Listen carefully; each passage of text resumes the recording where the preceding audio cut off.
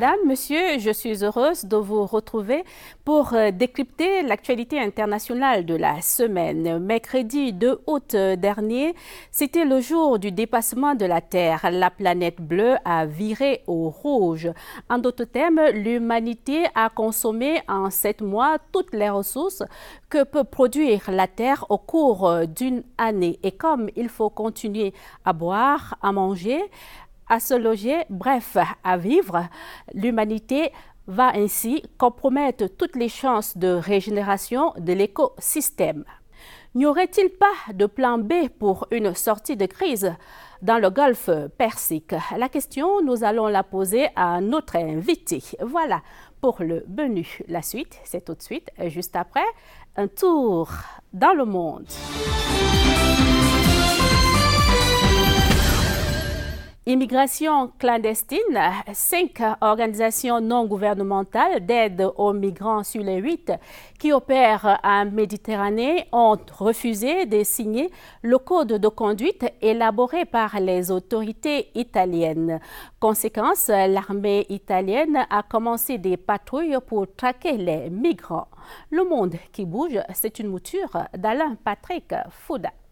En Espagne, le 4e suspect des attentats de Barcelone a été relâché jeudi et placé sous contrôle judiciaire.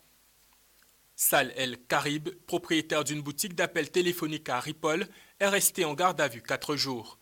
2 autres membres de la cellule ont été inculpés mardi d'assassinat terroriste. Un 3e suspect, Mohamed Allah, a été placé en liberté sous contrôle judiciaire. Les charges contre lui, jugées insuffisantes. Pour rappel, les 2 attaques de jeudi et vendredi dernier ont fait 14 morts et 120 blessés. En Syrie, il pleut des balles et des bombes dans la ville de Raqqa, la capitale du califat autoproclamé du groupe État islamique. Ces combats ont poussé l'ONU à réclamer jeudi une pause humanitaire pour permettre l'évacuation de quelques 25 000 civils. L'organisation exhorte également la coalition sous commandement américain engagée dans cette bataille à épargner les habitants qui tentent de fuir la ville en feu. Cap sur la péninsule coréenne où la Corée du Sud et les États-Unis ont lancé leurs exercices militaires conjoints lundi matin. Il consiste à réaliser des simulations par ordinateur présentées comme purement défensives par ces 2 alliés. La Corée du Nord considère plutôt ces répétitions annuelles comme une provocation et une agression. Pas de quoi apaiser les tensions entre Pyongyang et Washington qui se sont livrées récemment à une guerre rhétorique sans précédent. Une fois de plus, l'Afrique qui bouge, c'est une mouture d'Alain Patrick Fouda. La fronde contre le Qatar monte d'un cran en terre africaine.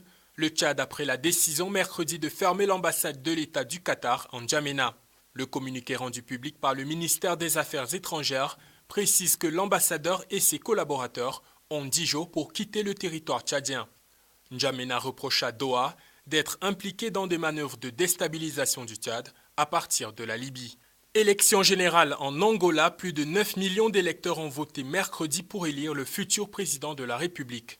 6 partis politiques sont en lice et selon la constitution angolaise, le candidat du parti vainqueur accède logiquement à la fonction suprême. Le président sortant, José Eduardo dos Santos, leader du mouvement populaire pour la libération de l'Angola, ne participe pas à cette élection. Il passe le témoin à son ancien ministre de la Défense, le général João Lourenço, qui fait figure de favori. Le MPLA croise le fer avec l'UNITA, l'Union nationale pour l'indépendance totale de l'Angola, la 2e force politique de cette nation. L'enjeu du scrutin a pour base la situation économique du pays qui subit de plein fouet la chute des cours du pétrole. Le verdict des urnes est attendu à la fin de cette semaine. Et on met le cap sur la Libye, frappée jeudi par la barbarie terroriste. Au moins 9 soldats et 2 civils ont été décapités dans l'attaque d'un poste de contrôle de l'armée nationale libyenne, situé à quelques 500 km de la capitale Tripoli. Si l'attaque n'a pas été revendiquée, il faut dire que la Libye reste déchirée par des groupes armés, déterminés à maculer de sang la reconstruction politique en cours dans le pays. Les relations entre les États-Unis et l'Égypte, à nouveau dans une zone de turbulence. Par un communiqué publié mercredi, le Caire déplore la décision de Washington de suspendre son aide économique et militaire de près de 15%, équivalent à plus de 145 milliards de francs CFA. Cette aide annuelle de plus de 500 milliards de nos francs sert à importer des armes, du matériel et des pièces de rechange pour l'armée. Les États-Unis justifient cette décision par l'absence de progrès au niveau des droits de l'homme. Pour les autorités égyptiennes, cette mesure est une erreur et pourrait avoir des retombées négatives sur la solidité des relations stratégiques et les intérêts communs des deux pays.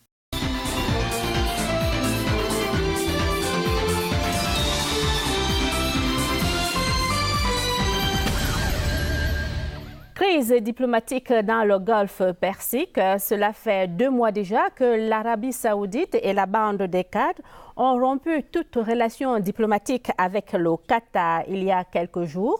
L'Égypte, le Yémen, les Émirats arabes unis se sont retrouvés dans la capitale du Yémen pour faire le point sur la crise du Sunnistan. Chaque parti campe sur ses positions. N'y aurait-il pas un plan B pour une sortie de crise? Pour en parler, je reçois le docteur Sumo Tayo, historien et des relations internationales et géostratège. Bonjour docteur. Bonjour madame, bonjour. Y aurait-il une autre casquette que j'ai oubliée? Pas vraiment. Je suis historien des relations internationales au départ. Je suis spécialiste des frontières et c'est justement l'étude des frontières qui m'a conduit aux phénomènes frontaliers, notamment les conflits. Et voilà, je suis polémologue, je suis stratégiste, mais en fait, je suis Sumo Tayo au bout du compte, quoi. Merci d'avoir accepté notre invitation de toutes les façons. Avec vous, nous allons remonter le temps pour faire un bref rappel historique sur le conflit qui existe en ce moment entre l'Arabie saoudite et le Qatar. Avec plaisir. Ce qu'il faut dire, c'est qu'il y a de cela 2 mois, pratiquement 2 mois, des pays du Golfe auxquels s'est associée l'Égypte ont rompu leurs relations avec Doha au motif que ce pays soutenait les mouvements, finançait le terrorisme, contribuait à la déstabilisation de la sous-région. Et puis voilà, ces pays ont imposé un blocus à Doha, un blocus qui a conduit justement à la mobilisation des diplomates de la sous-région occidentaux et des États-Unis pour trouver une solution à la crise. Mais au-delà des raisons professées, la raison profonde est essentiellement idéologique et politique. Sur le plan politique et diplomatique, l'Arabie saoudite ne supporte pas que son petit voisin, parce qu'il faut le dire, le Qatar c'est 200 000 habitants, mais un petit pays qui a développé une diplomatie puissante avec Al Jazeera qui s'affirme comme étant le principal outil de son soft power. Doha a également apporté son soutien aux frères musulmans au cours des printemps arabes. Tout cela a contribué justement à envenimer la relation. Le dernier événement en date, c'est le rapprochement entre ce petit pays et l'Iran. Justement parlant de l'Iran, il semblerait que ce serait le véritable mobile. La raison pour laquelle l'Arabie saoudite et la bande de Qad ne voudraient pas voir la relation qui existe entre Doha et l'Iran.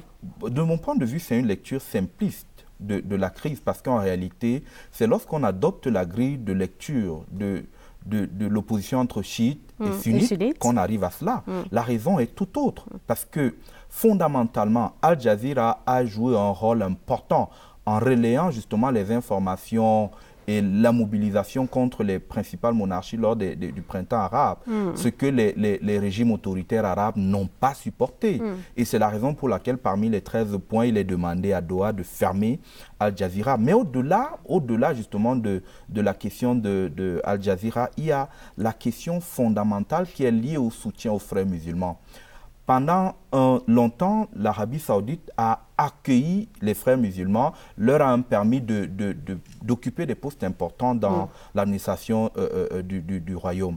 Mais d'où vient-il qu'aujourd'hui l'Arabie saoudite ne voudrait pas voir les frères musulmans? Au moment où les Américains lancent l'opération Tempête du désert, les frères musulmans s'opposent. Aujourd'hui et à l'époque, pour ne pas fâcher son allié, le royaume wahhabite décide de rompre avec les frères musulmans. Or, dans le même temps, Doha continue à apporter son soutien à cet organisme, soutien qui a culminé justement avec les printemps arabes, où Doha a soutenu la quasi En Libye, par exemple, c'est sur la base de son soft power que le Doha a poussé la France et les Occidentaux à intervenir en Libye. Dans le même temps, pendant que Doha soutenait les frères musulmans qui conduisaient la révolution, Riyad mettait en place des contre-révolutions et c'est la contre-révolution, par exemple, qui a conduit au retour des militaires en Égypte.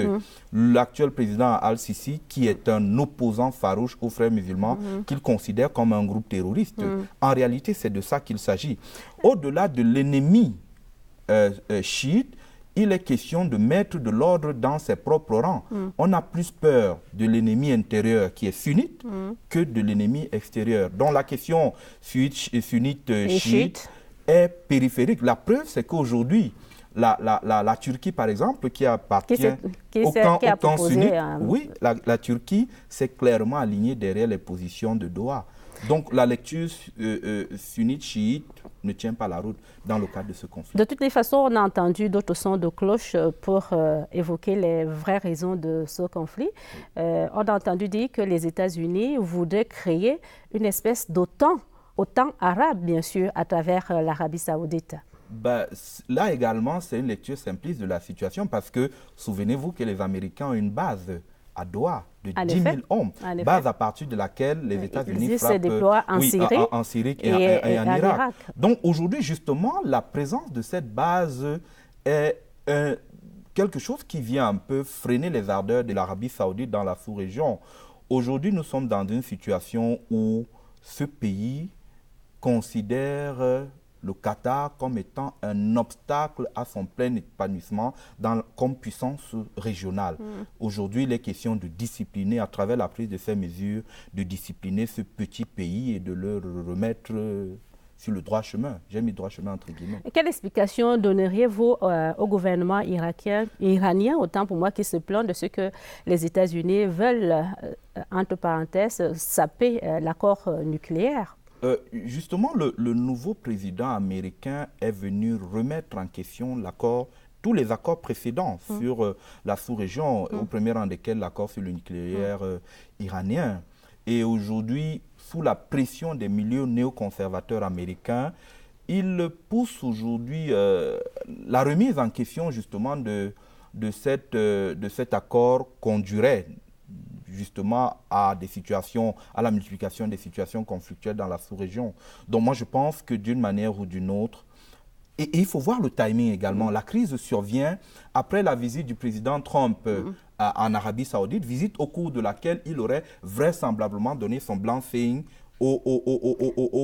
c'est justement la raison pour laquelle certains ont fait savoir qu'il s'est rendu en Arabie Saoudite parce qu'il a envie de créer l'OTAN arabe de ce côté-là.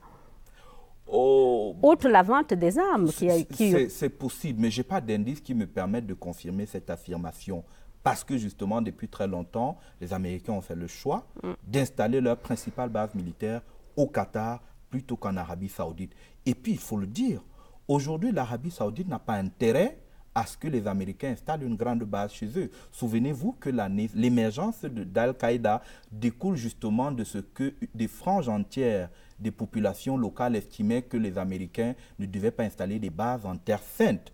Donc je crois qu'aujourd'hui que le régime wahhabite n'a pas intérêt à ce qu'un autant que les Américains installent une base dans leur pays, même une grande base, je veux dire, même s'il existe, ils ont le droit de survoler et qu'on sort. Souvenez-vous, le principal grief de Ben Laden à l'époque, c'était que les Américains, qu'ils considèrent comme Satan, que les Satans américains installaient une base sur leur territoire qu'ils considèrent comme étant un territoire sain. Donc je crois que de ce point de vue, je crois que les Américains soufflent un peu le chaud et le froid. Souvenez-vous, la position de l'establishment, c'est-à-dire le secrétaire d'État et en fait le ministre de la Défense, l'équivalent du ministre de la Défense américain, est totalement aux antipodes de la position du président Trump. Donc aujourd'hui, les Américains souffrent le chaud et le froid et justement, la suite de cette crise dépendra justement de l'attitude des autorités américaines dans les prochaines semaines, je pense.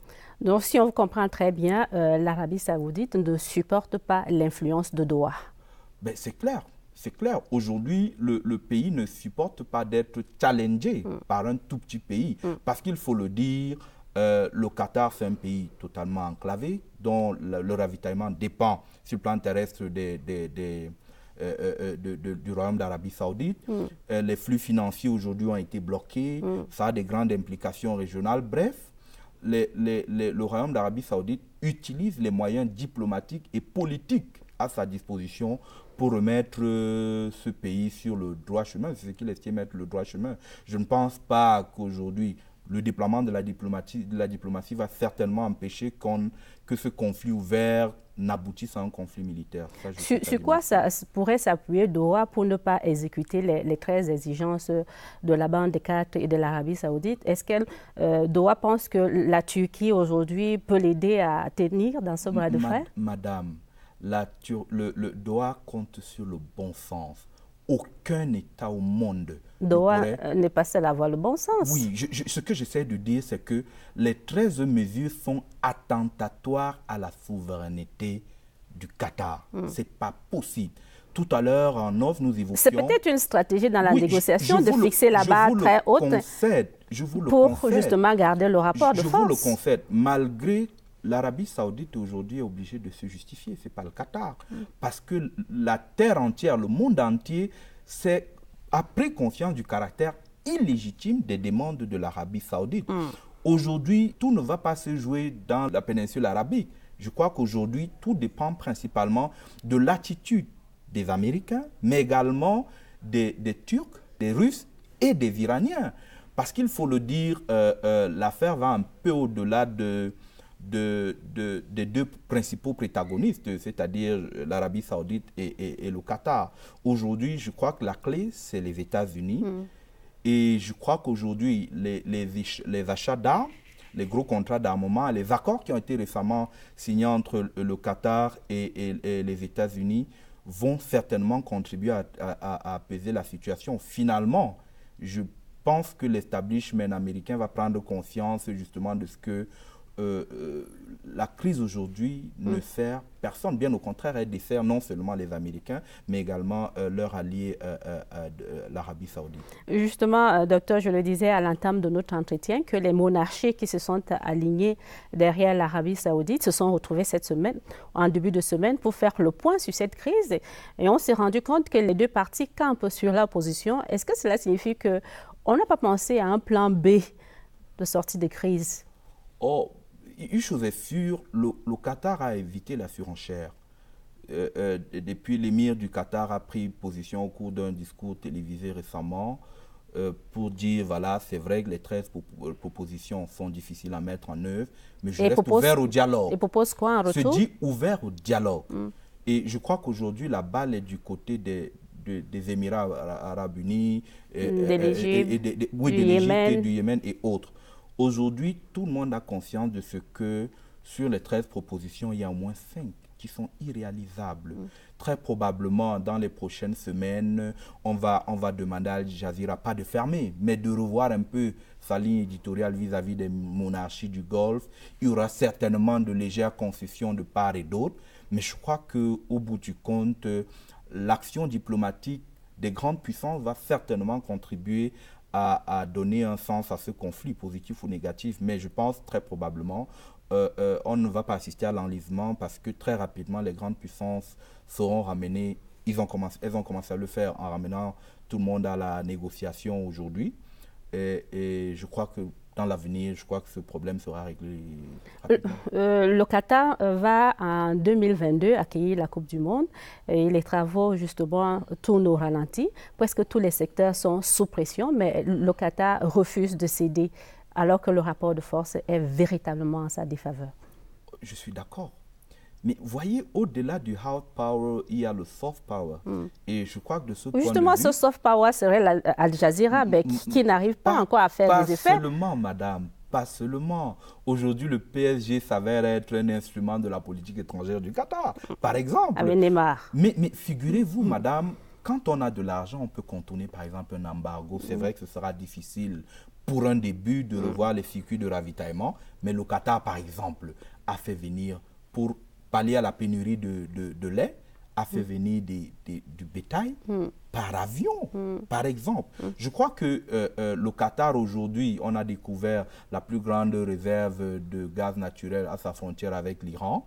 Et le Qatar a assez de ressources pour contourner. Mais je crois que au-delà de ses moyens financiers, le Qatar est conscient du rapport de force et va certainement céder. Il est question aujourd'hui, l'ingénierie pour les diplomates serait de trouver une solution qui ne ferait pas perdre la face au Qatar et à l'Arabie Saoudite. Je crois savoir que la communauté internationale est mobilisée dans ce sens et dans les prochaines semaines, je l'espère, une solution durable sera trouvée à ce problème. Tout à l'heure, vous avez évoqué justement le gaz qui a été retrouvé en abondance au niveau du Qatar.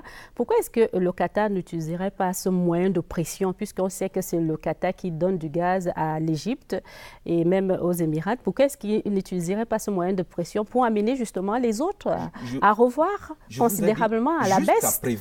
Jusqu'à présent, le Qatar n'est pas rentré dans la surenchère, je l'ai dit. Le Qatar a pris...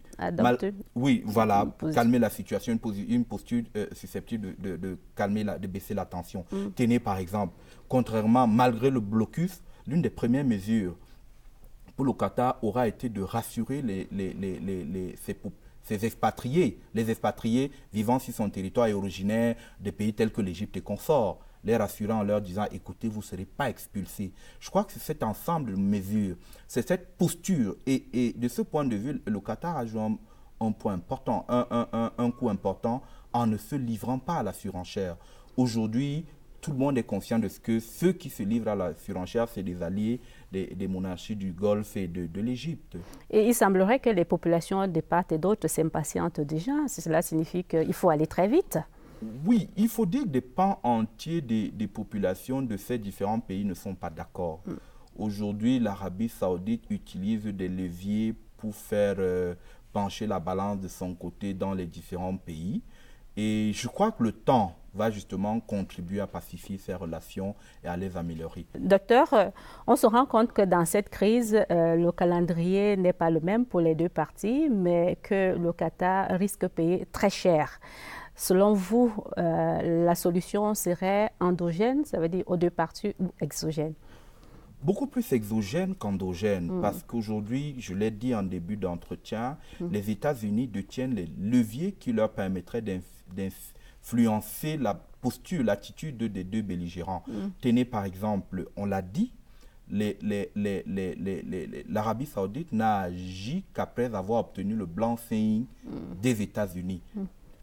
Avoir été sûr de leur soutien.